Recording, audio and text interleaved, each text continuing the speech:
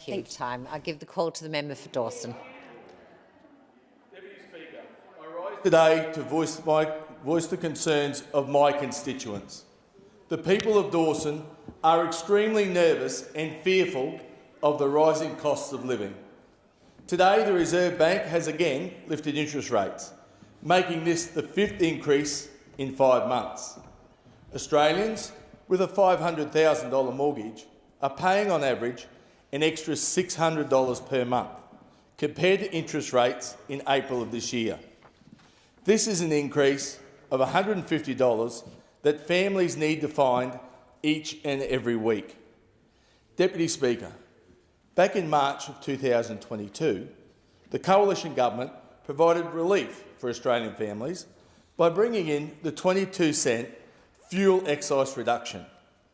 I am calling on the Albanese Labor Government to continue this fuel excise reduction.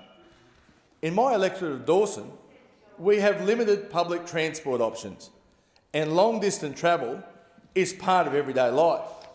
Fuel is a huge weekly expense for regional Australians. Groceries have also increased significantly, with noticeable increase at the checkout. Families are being forced to make a choice of either putting fuel in their car or food on the table. I don't think that that's fair. And Deputy Speaker, what about the insurance premiums in my part of the world?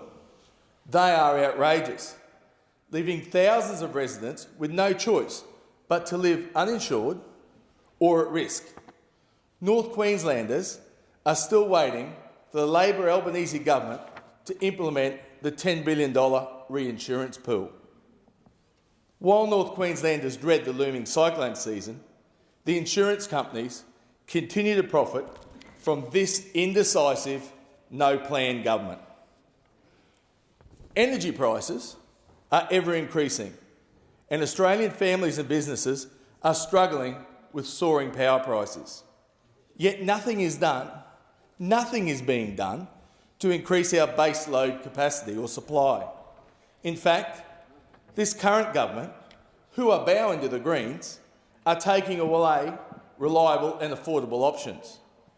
Deputy Speaker, we are all in fear of what the next 12 months will bring with these cost of living pressures. I am constantly asked by my constituents, what is the government's plan? So, I stand here today to urge the Albanese Labor government to get a plan instead of reintroducing the industry-wide bargaining, industry-wide disputes and strikes, which will ultimately lead to higher unemployment, less profitability within businesses and a negative impact to the overall Australian economy. So I asked the Prime Minister, could he stand by his word and please give the Australians the $275 power reduction to their power bill that he promised? 97 times this promise was made since December 2021. Before the election, Mr Albanese said, I'll say this very clearly, they, meaning the Australians, will be better off under a Labor government. Again, this is just another Labor broken promise. Now the Treasurer says there's no credible economic forecaster in Australia right now who thinks that wages growth is going to keep up with inflation. Inflation under the Albanese government is running at 6.1%. This is the highest rate of inflation in almost 32 years. This is the highest rate of inflation since Labor's recession that we had to have, apparently. The independent parliamentary budget confirmed the Labor's government policies will result in higher debts and deficits. They did not even submit all their policies to the Parliamentary Budget Office for costing, despite their saying that the policies were fully costed.